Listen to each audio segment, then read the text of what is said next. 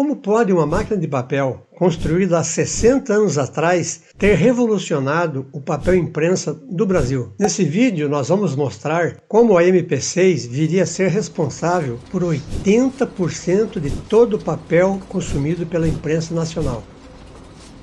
Um dos capítulos mais desafiadores da indústria brasileira contra os concorrentes internacionais. Olá, seja bem-vindo, bem-vinda. Eu sou José Cassiano e você está no canal Prosa de Monte Alegre. Aqui eu vou mostrar fotos do dia da inauguração com a presença do presidente e autoridades, o funcionamento da máquina e o contexto daquele momento.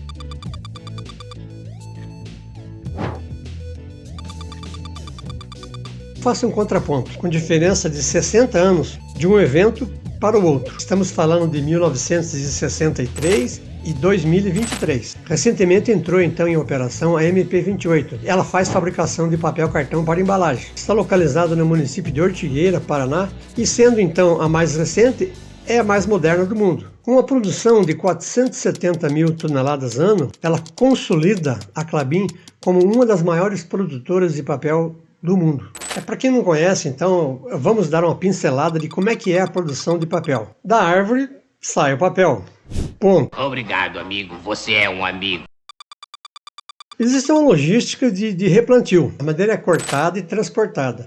Daí ela segue para a área do preparo de madeiras. Na área do preparo de madeiras, ela é picada e já vai ser preparada para o cozimento. Então a polpa, ela chega na caixa de entrada, passa pela tela formadora, desaguadora, passa pelas prensas, passa pelos grupos secadores, né? Depois já vai para a parte de calandragem e enroladeira. Quando ela sai então, na saída depois dos grupos secadores, ela vai para a enroladeira, passa pelo rolo jumbo, depois ela vai para fazer os cortes, né? Na rebobinadeira e corte. Conforme o tamanho da máquina que essa empresa opera, né? Então aí na rebobinadeira já define os tamanhos das bobinas menores, conforme as encomendas. O princípio da fabricação de papel é o mesmo. Existem variações, por exemplo, de velocidade, do tipo de papel, da gramatura do papel. Na essência, as máquinas de papel são parecidas. Já a gente vai mostrar como é que era a máquina 6 em 1963. Uma relíquia. Eu vou contar uma curiosidade para vocês. O engenheiro Aldo Sani, à época, ele montou uma equipe com funcionários prata da casa que precisavam aprender a operar o equipamento. Daí essa equipe se deslocou até a Finlândia, na sede da Wärtsilä. Eu lembro agora do seu Lauro, Tajib Prestes, algumas pessoas que participaram dessa equipe que foi até a Finlândia, né, para se preparar, conhecer e posteriormente operar a máquina aqui no Brasil. Qual que era a situação do papel imprensa em 1963? Até então a matéria-prima era importada com alto custo e escassa, o que causava um desconforto na balança comercial. Então o papel enfrentava realmente uma condição desfavorável, diferentemente de outras indústrias que contavam com a proteção alfandegária, e isso inviabilizava a produção do papel ante a concorrência internacional. Então, devido aos altos custos, diversos jornais brasileiros, como o Jornal do Brasil, o Folha de São Paulo, o Estado de São Paulo, eles corriam o risco de ter que reduzir a tiragem e até ter que fechar. A mídia, a grande mídia impressa, ela vinha das grandes gráficas, né? Dos grandes jornais. Então existia, por exemplo, o lirismo do jornaleiro gritando de madrugada, fazendo as vendas de jornais. Existiam então as aglomerações nas bancas de jornais. Existiam os cafés. Então podemos considerar até que foi uma página cultural, a mídia e a sua importância dentro do contexto da imprensa, da comunicação.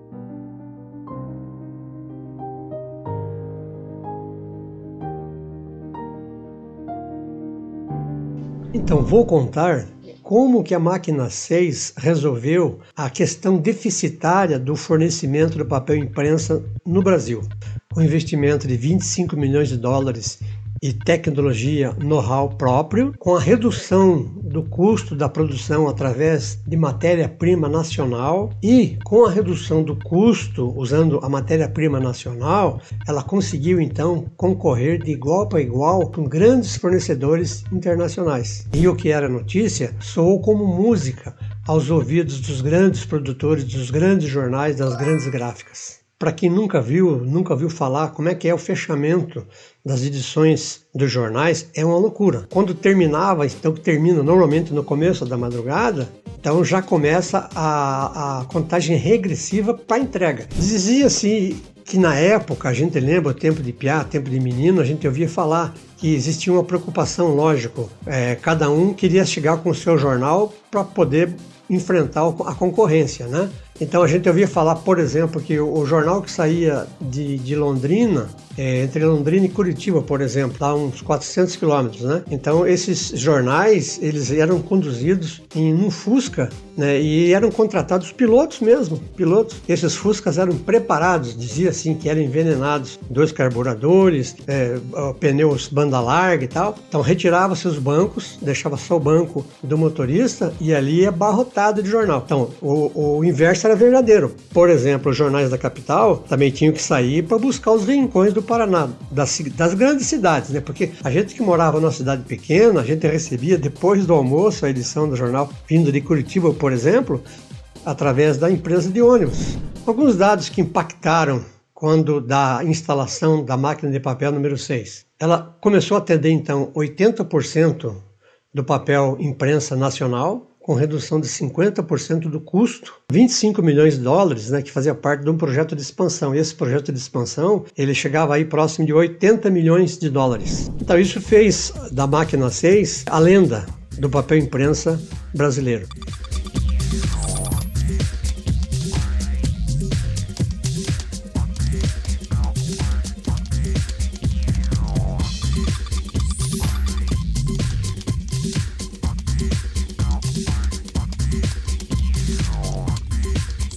Então vamos dar uma viajada agora aqui. Lá em 1963, máquina 6, 2023, MP28. A máquina 6, ela supriu a necessidade e a dificuldade que tinha de fornecimento de papel impresso no Brasil. Então agora vamos cortar para 2020. No período de pandemia e pós-pandemia, houve mudança no padrão de consumo, o padrão de comportamento de consumo. Aumentou-se então o serviço de motofrete, os motoboys. Vamos pegar São Paulo, por exemplo.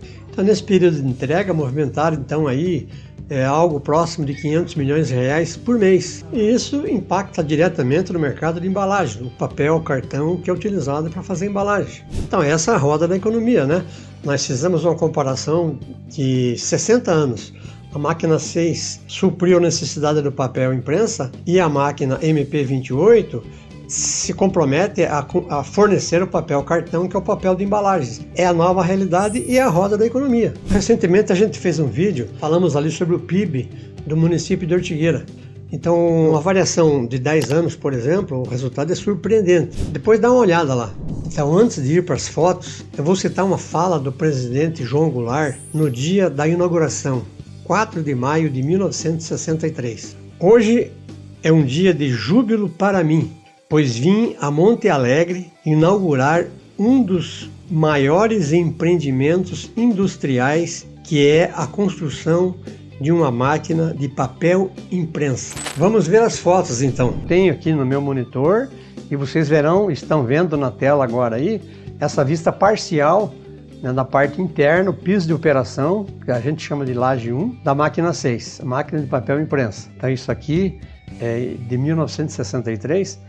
Então, provavelmente, ela estava assim, em situação de ajuste, né? Arrumações. Pode ver que aqui tem uma caixa, provavelmente, ou tela, ou feltro, né? E assim, quem conhece uma máquina de papel já sabe, mas eu vou tentar explicar assim, até para uma pessoa que não conhece ainda, tá? Lá na extremidade, onde está aparecendo aqui, ó, aqui então está a caixa de entrada, a mesa plana e a tela formadora, né? Essa área aqui, então, é a capota onde ficam, então, os cilindros secadores. Aí tem, então, a enroladeira aqui no final, né?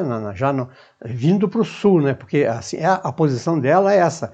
Lá é norte e aqui, essa ponta aqui é sul. Então, o papel caminha do norte para o sul, nessa situação aqui. Então, e aqui você tem a rebobinadeira, né? Então, a enroladeira da máquina do papel acabado está aqui, né? O papel, quando dá quebra, ele sai para baixo, que vai para o tanque de rejeito. E é aqui, então, a rebobinadeira. Daí então tem essa parte aqui, a região para fazer o corte, né? Tem as facas de corte aqui, então as bobinas ficam menores conforme são as encomendas, né? E como se tratava de papel jornal, então tinha os tamanhos, o tamanho do tabloide, o tamanho padrão de jornal e tal. Conforme as encomendas saíam então os cortes aqui, né? Logicamente visando o mínimo de perda possível. Se bem que as perdas voltavam de novo para o desintegrador de refúgio, enfim, né? Não aparece aqui, por exemplo, em cima aqui a ponte rolante, né? Mas aqui tem as colunas, né, e a sustentação da ponte rolante, né. Do lado de cá, para quem conhece, para quem lembra, então do lado de cá havia a máquina 4. A máquina 4 que era famosa porque fazia as páginas amarelas da Veja e as páginas das listas telefônicas, né. A gente conhecia por esse lado famoso dela. E aqui então, daí no futuro, seria instalada então a máquina 7, lá por 1981. Mas isso já é uma outra história, né? Então aqui é típico de uma instalação desse período, 1963, a máquina de papel imprensa. Essa máquina, na planta Monte Alegre, na fazenda Monte Alegre, do Grupo Klabin, então, né?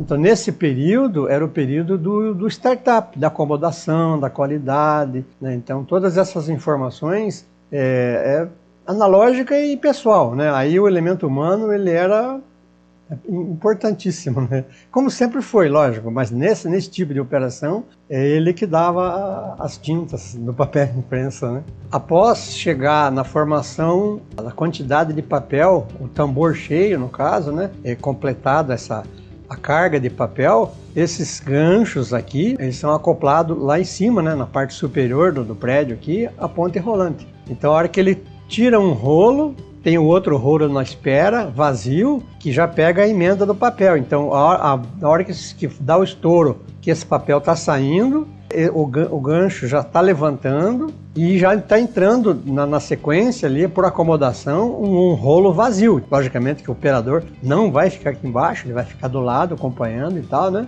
Caso o tambor cheio, como fala, ele vai ser levado para rebobinadeira. Para rebobinadeira, que fica tipo assim às costas do operador, fica logo aqui, imediatamente do lado, aqui atrás. Tipo assim, essa bobina seria fatiada aqui, ou mais ali, depois de cortados, né, em tamanhos menores, eles são daí embalados, e as bobinas não saem desse tamanho, elas saem pequenas já, né, conforme as necessidades, né, até porque lá na gráfica, lá na impressora, né, ela não tem um tamanho grande de máquina, não tinha na época e tal, para acomodar uma bobina, por exemplo, com essa altura, né? Então as bobinas são rebobinadas menores e nos cortes conforme os padrões daquele periódico, daquele jornal.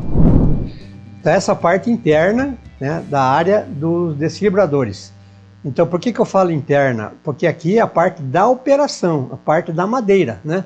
Então a madeira aqui, por exemplo, esse operador, ele está medindo o tamanho certinho e tal, para ela entrar dentro do desfibrador. Seria mais ou menos como você pegar uma madeira, um queijo e passar no ralador.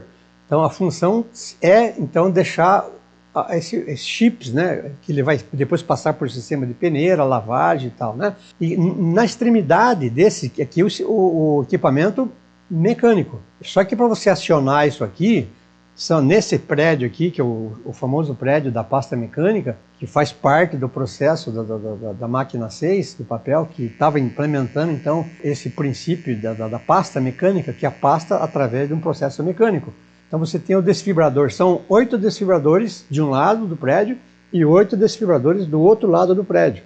Depois, no próximo insight, no outro insight, a gente mostra então o prédio. Então aqui tem os equipamentos mecânicos que são acionados nesse lado aqui, por 8 motores que ficam na outra sala. Então você tem um sistema do eixo que faz girar, por exemplo, esse desfibrador. Ele está acoplado a um motor que fica numa outra sala. E até por questão de segurança, né? Porque aqui é uma parte mais úmida, né? Nem seria por questão de barulho, mas é uma questão mais de layout mesmo. Então o que você tem nesse lado, que a gente pode dizer assim como sendo do lado leste, você tem do lado de lá, que é o lado oeste, que é os mesmos equipamentos fazendo as mesmas coisas, desfibrando essas toras, essas lascas, na verdade, para ir depois para o sistema de peneiragem, tal, depuração, etc. Desses motores acionadores do sistema do sistema mecânico, né? Então, eletromecânico. Elétrico seria do outro lado dessa sala o sistema do acionamento, que seriam os motores síncronos. Então, são motores de 2.500 HP. Então, uma demanda de energia muito grande, né? E para isso, então, você tinha de cada lado ali desse prédio transformadores de 15, 20 megawatts. Então é uma energia considerável, né? Esses acionamentos aqui eram motores acionados em 6.600 volts. Para quem gosta dessas informações, né? Ainda estamos apresentando a parte da operação da máquina e tal, mas aguarde que logo vamos mostrar então na sequência, no dia da inauguração, as personalidades que estiveram no dia da inauguração da máquina 6. Aqui é o final da secadoria. Então aqui todo o sistema, só para ter uma ideia então, né, assim, o sistema de controle e comando, ele pode observar no painel aqui, ele era praticamente todo analógico e essas válvulas aqui é para acionamento de pistões. Então era um serviço assim braçal mesmo, né? Dependia assim na essência do operador ali na hora ali, né? Então aqui temos um aspecto geral da área fabril, aqui ao fundo. E aqui uma parte do pátio, que na época ele era conhecido como Pátio T. Toda essa área aqui era armazenagem, inclusive tem um detalhe interessante aqui, que ele era um pátio tão grande que ele tinha uma parte da rodovia, né? E outra parte da rodovia era a continuação desse depósito, né? Do Pátio T.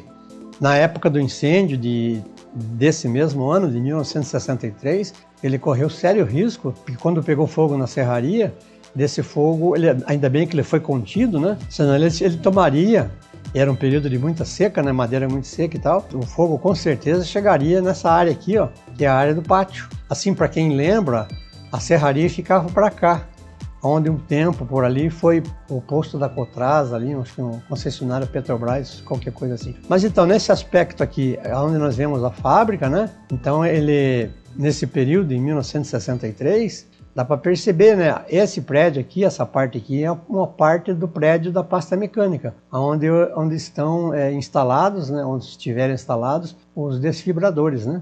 E a máquina aqui, as caldeiras, a parte do chaminé, a parte da máquina 6 que está ali, né? A máquina que fazia parte desse projeto. Ele fazia parte da pasta mecânica, né? E a parte da máquina 6. Era o mesmo contexto, né? Que era o papel imprensa e todos os equipamentos que estavam assim, que fariam parte do processo, né, e da fabricação.